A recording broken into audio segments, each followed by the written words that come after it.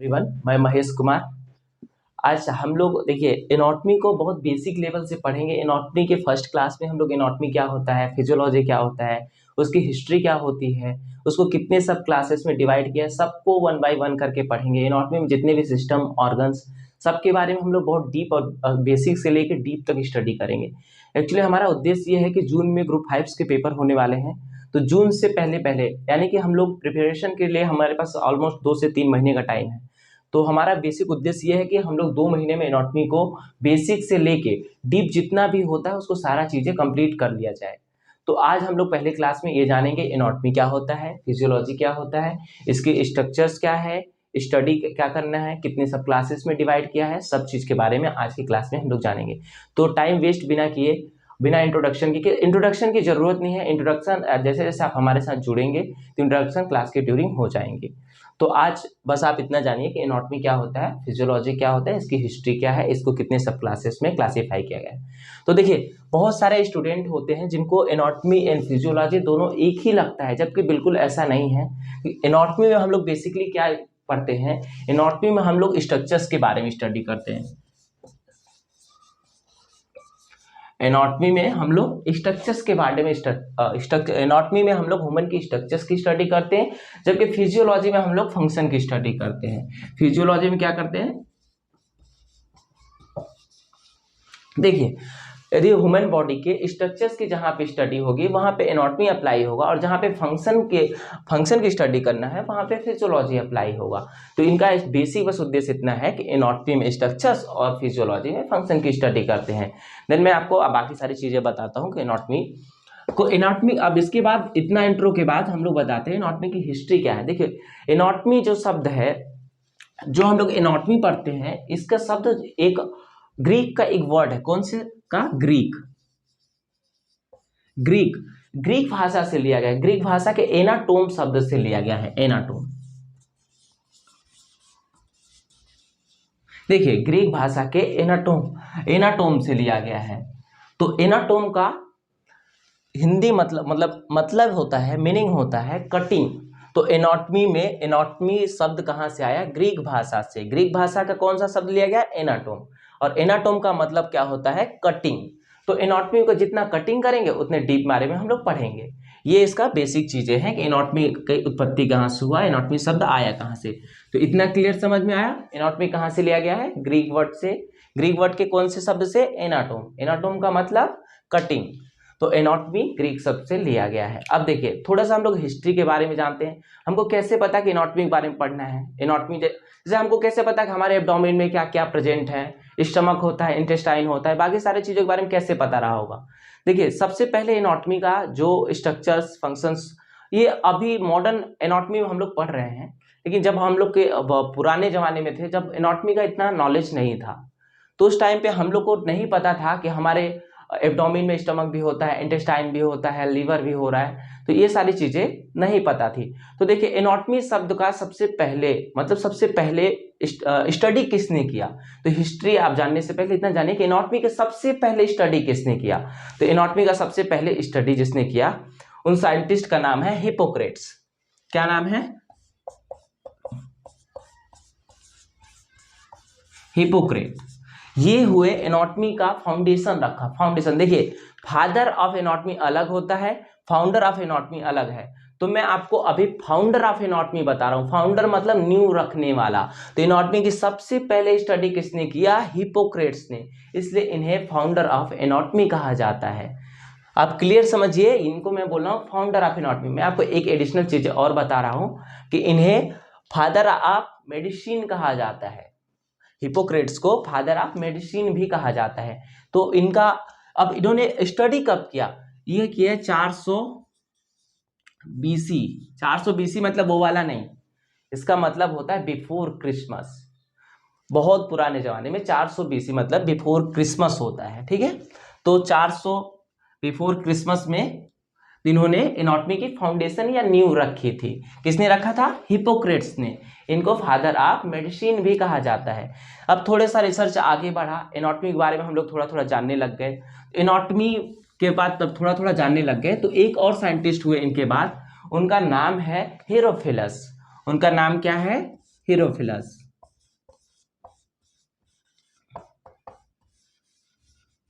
हीरोफिलस। अब ये क्या है, ये है फादर ऑफ एनाटॉमी। हीरोफिलस को किसके नाम से जाना जाता है, फादर ऑफ एनाटॉमी।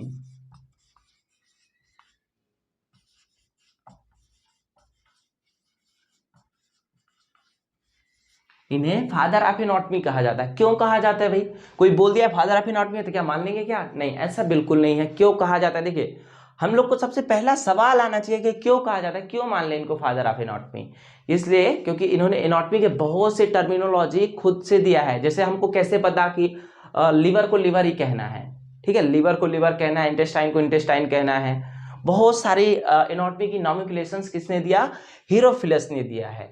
और बहुत सारी चीजें को आइडेंटिफिकेशंस इन्होंने खुद किया। जैसे हमारे ब्रेन का सेरिब्रम और सेरिब्लम दोनों अलग अलग चीजें हैं, उनका डिवाइडेशन या क्लासिफिकेशन इन्होंने बताया।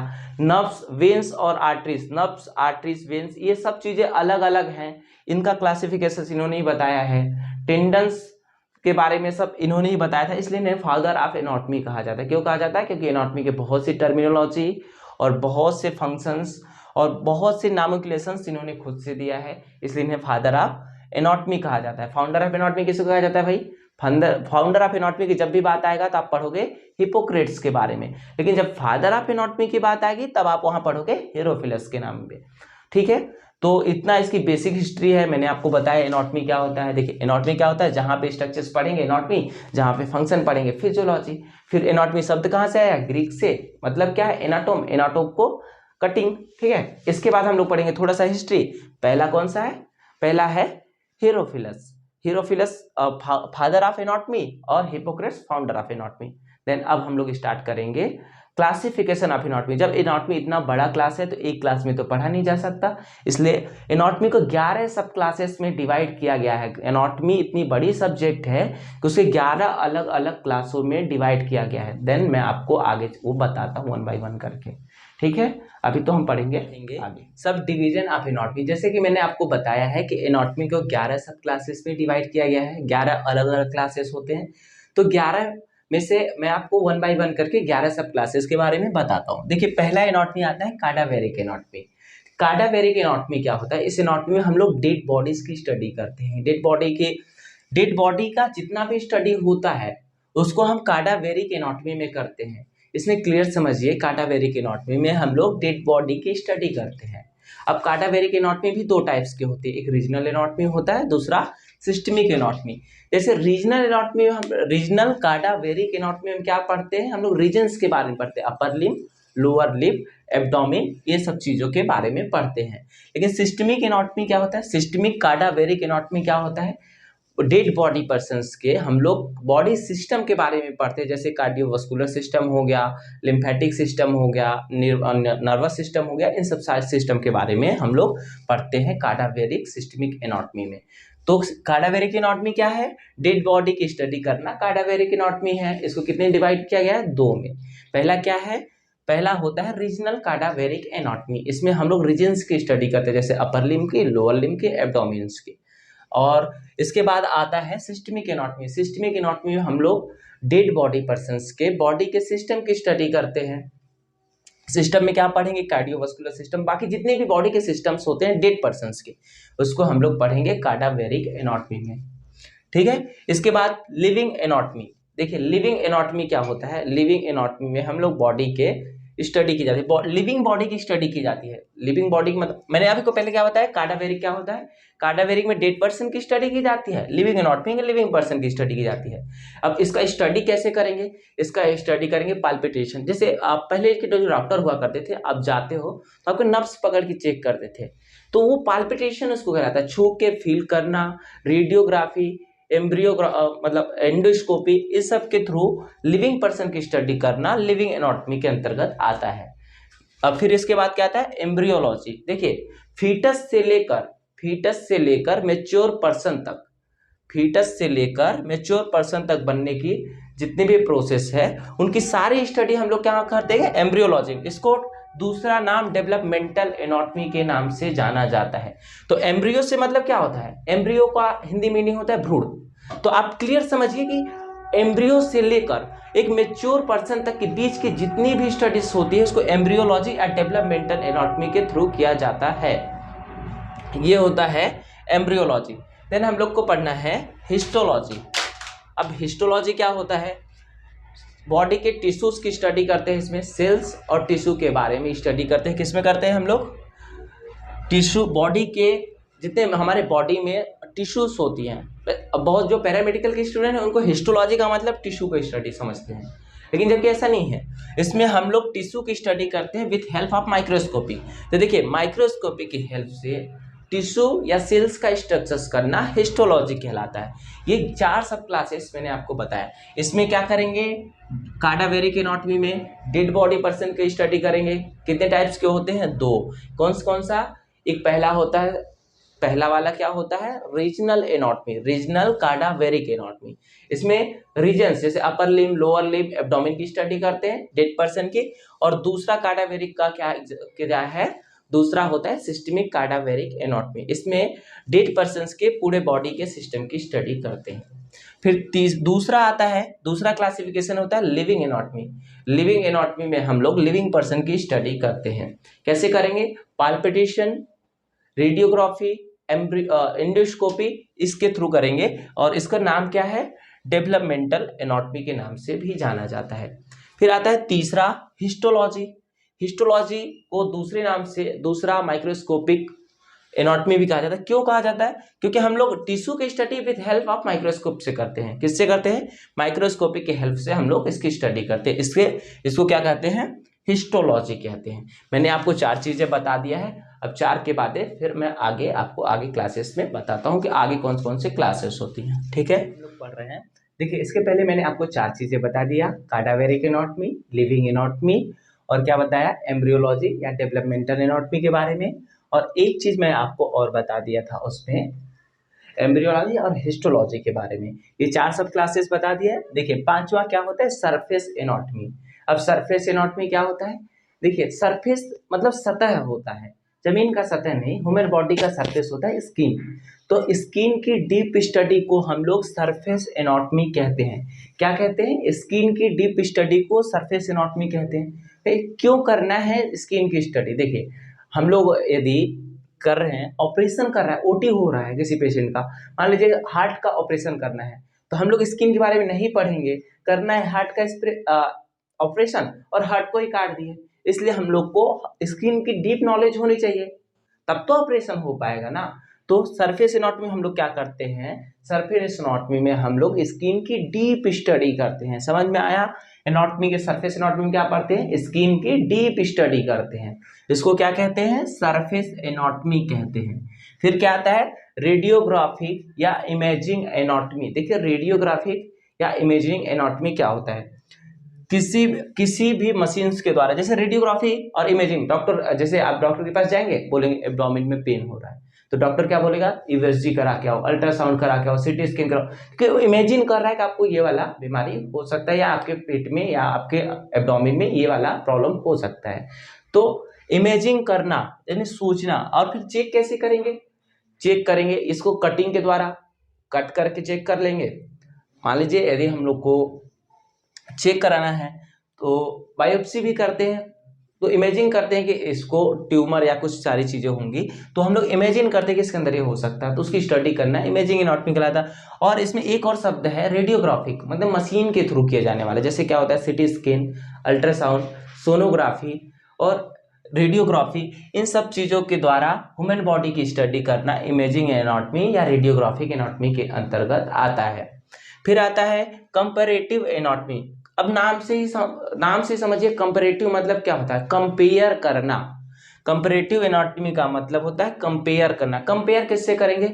एक कंपैरेटिव एनाटॉमी में एनिमल्स का अदर ऑर्गेनिज्म से कंपेयर करना, मतलब एक रीजन से दूसरे रीजन्स में, मतलब रीजन्स का मतलब जैसे ह्यूमन एक हो गया, ह्यूमन का कंपेयर किसी पक्षी से करना, किसी बंदर से करना, तो उनसे कंपेयर करना क्या कहलाता है? Comparative anatomy.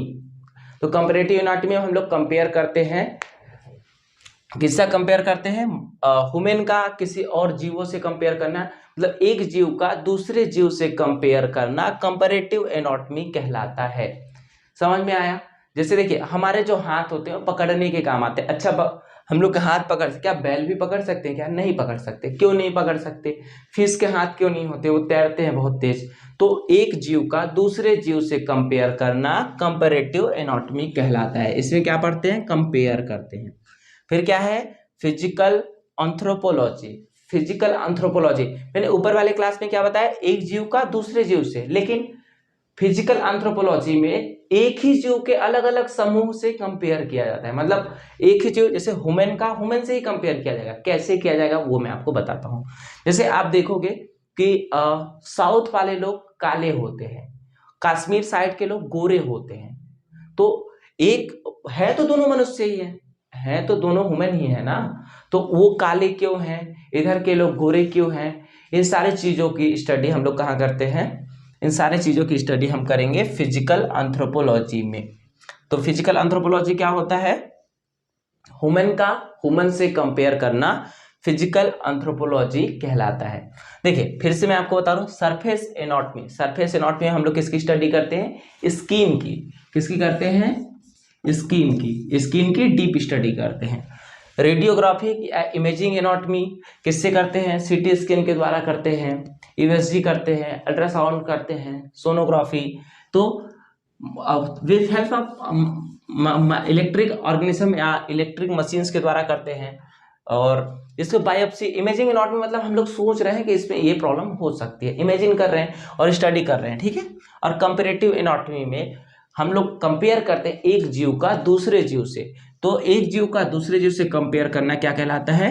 Comparative anatomy. Then start करते हैं ना फिजिकल एंथ्रोपोलॉजी। एक ही जीव के अलग अलग जीव, अलग अलग रीजन्स का कंपेयर करना। मतलब यहाँ के लोग गोरे क्यों हैं? जैसे आप देखोगे इंग्लैंड के लोग गोरे होते हैं, ठीक है। साउथ के लोग जैसे अफ्रीका वगैरह के लोग काले होते हैं। तो उधर के लोग गोरे क्यों हैं, इधर के लोग काले क्यों हैं? इन सब चीज की स्टडी हम लोग कहाँ करेंगे? फिजिकल एंथ्रोपोलॉजी में। तो बस हम लोग पढ़ेंगे इसमें इतना चीजें के बारे में, फिजिकल एंथ्रोपोलॉजी, ठीक है। मैं आपको 8 क्लासेस बता दिया हूँ।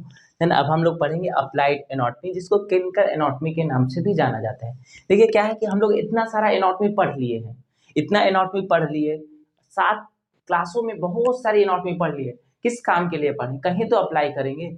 तो हम लोग इसको अप्लाइड एनाटॉमी अप्लाई करते हैं क्लिनिकल प्रैक्टिस में। जितना हम लोग का एनाटॉमी का नॉलेज है उसको हम लोग कहाँ करते हैं? क्लिनिकल प्रैक्टिस में यूज करते हैं। जैसे हम लोग पढ़े सरफेस एनाटॉमी, स्किन की डीप स्टडी, अब कहाँ यूज करेंगे? ओटी में। तो ओटी कहाँ होगा? क्लिनिकल एनाटॉमी में, वहां प्रैक्टिस करेंगे। ऑपरेशन थिएटर में क्लिनिकल सरफेस एनाटॉमी प्रैक्टिस करेंगे। तो जितना भी हमारा एनाटॉमी का नॉलेज है उसको अप्लाई कहाँ करेंगे? अप्लाइड एनाटॉमी में, जिसको क्या दूसरे नाम से जाना जाता है? Clinical anatomy. देखिए जितना भी सारे टाइप्स के हम लोग एनाटॉमी पढ़ा है उसका अप्लाई हम लोग अप्लाइड एनाटॉमी या क्लिनिकल एनाटॉमी में करते हैं। फिर इसके बाद नेक्स्ट क्लास आता है एक्सपेरिमेंटल एनाटॉमी। देखिए एक्सपेरिमेंटल एनाटॉमी से साफ क्लियर होता है कि एक्सपेरिमेंट करना। जैसे मैंने आपको जब हिस्ट्री पढ़ा रहा था तो उसमें बताया कि हीरोफिलस आए, हिपोक्रेट्स आए, तो उन्होंने कुछ ना कुछ तो नया सीखा, नया जाना। पहले हम लोग क्या जानते थे? पहले के जमाने में ऑपरेशंस नहीं हुआ करते थे, लेकिन अब होता है, ऑपरेशंस होते हैं। तो कैसे होते हैं? उन्होंने कुछ एक्सपेरिमेंट किया होगा, कुछ देखा होगा, कट किया होगा। तो एक्सपेरिमेंटल एनाटॉमी में हम लोग एनाटॉमी में एक्सपेरिमेंट करते हैं, डाइसेक्शन करते हैं, उसके अंदर की स्टडी करते हैं। एनाटॉमी में जितने भी एनाटॉमी में एक्सपेरिमेंट होगा उसको हम लोग पढ़ेंगे एक्सपेरिमेंटल एनाटॉमी में। फिर आता है जेनेटिक एनाटॉमी। ये होता है सबसे लास्ट, अंतिम क्लासिफिकेशन है जेनेटिक एनाटॉमी। जेनेटिक एनाटॉमी में हम लोग जेनेटिक्स के बारे में पढ़ते हैं। जैसे हमारे लक्षण हमारे माता पिता से मिलते हैं, हमारे माता पिता के उनके माता पिता से मिलते हैं। तो एक दूसरे का लक्षण थोड़ा ना थोड़ा मिलता है, पूरा नहीं मिलता, नहीं तो सब एक जैसे हो जाते हैं। तो इसके बारे में हम लोग पढ़ते हैं। कहाँ पढ़ते हैं? जेनेटिक एनाटॉमी में। इसमें बेसिक हम लोग डीएनए, आरएनए और उनके जेनेटिक मटेरियल्स के बारे में स्टडी करते हैं। तो ये रही आपके 11 सब क्लासेस। अब आगे हम लोग धीरे धीरे करके आगे पढ़ेंगे प्लेन, पोजीशंस, जितना भी एनाटॉमी की बेसिक चीजें हैं वो कवर करते 1 बाय 1 करके सिस्टम पे शिफ्ट होंगे। आप हमारे साथ जुड़े रहिए और आगे तक बने रहिए। हम लोग 2 महीने में एनाटॉमी को बहुत बेहतरीन ढंग से और बेसिक लेवल से कंप्लीट करेंगे, ठीक है। धन्यवाद।